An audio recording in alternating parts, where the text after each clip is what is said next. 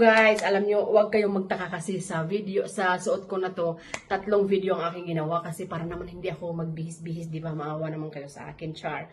So for today's video, i-share ko sa inyo ang napakagandang tanong ng ating mga kababayan, okay? So by the way, para sa mga bago dito sa aking channel, my name is Lisa, I am from Philippines. I am currently working and living in Romania. Isa po akong residente dito at isa din po akong may-ari ng agency dito sa Romania. Okay? So, guys, itong tanong na ito ngayon ay exclusive lamang po ito para sa ating mga aplikante galing ng Hong Kong. Okay? Kasi ang dami po nating mga kababayan, hindi natin pwede silang masisi. I know, naiintindihan ko naman po kayo, hindi ko po kayo masisisi. Okay?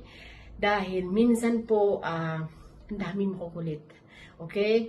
Minsan po, pinapangunahan natin ang ating mga agency. Ano po ang ibig kong sabihin?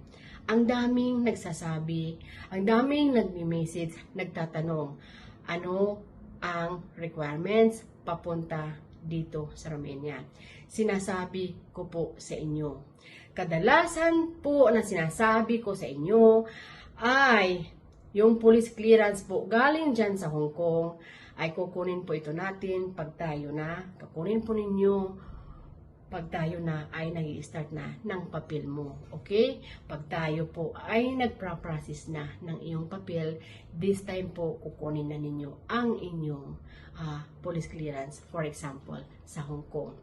Mayroon po tayong magme-message na mga kababayan. Shout out sa inyo. Maraming salamat anyway na nagme-message kayo.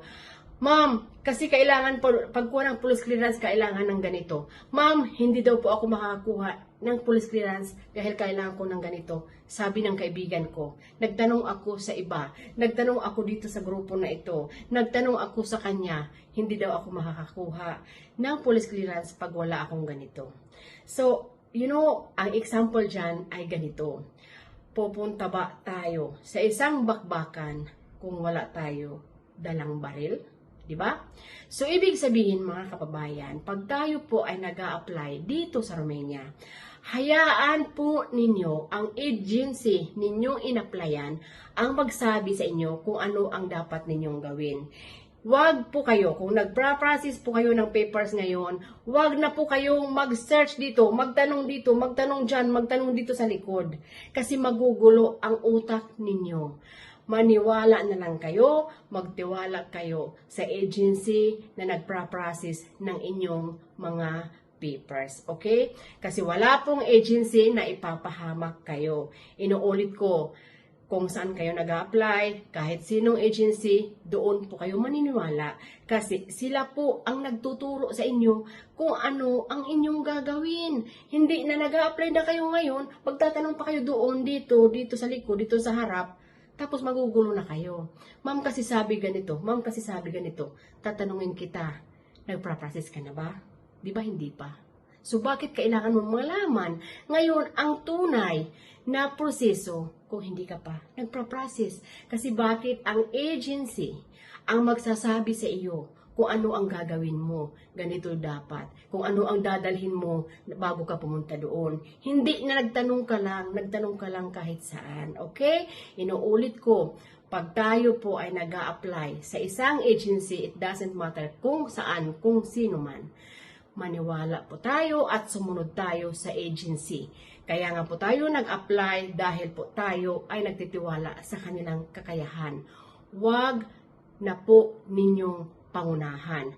Kasi, ang talagang pangunahing pakay ng ating mga agencies ay madala kayo dito sa Romania ng legal. Okay?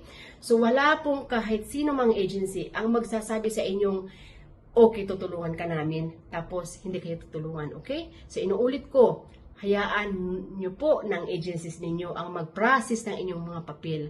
Sundin po ninyo sila at wag po ninyong pangunahan kasi ito ang rason bakit kayo kumuha ng agency. Sana po makatulong. Bye!